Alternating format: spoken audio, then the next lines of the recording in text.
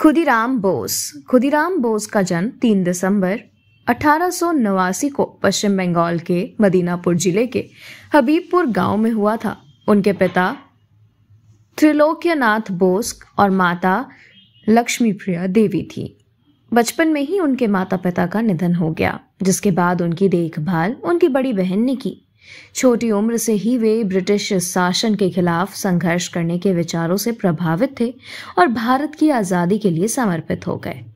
1905 में जब ब्रिटिश सरकार ने बंगाल का विभाजन किया, तब पूरे देश में इसका विरोध हुआ।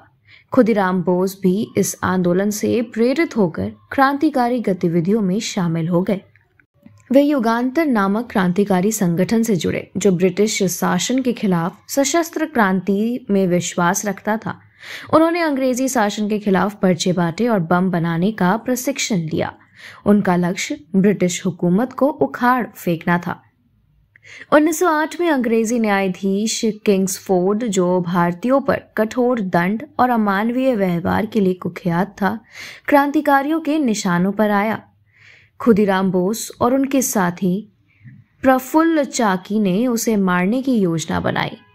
30 अप्रैल 1908 को उन्होंने मुजफ्फरपुर में किंग्सफोर्ड की गाड़ी पर बम फेंका, लेकिन दुर्भाग्यवश उसमें किंग्सफोर्ड की जगह 2 अंग्रेज महिलाएं सवार थीं, जिनकी मौके पर ही मौत हो गई। घटना के बाद पुलिस ने उनका पीछा किया।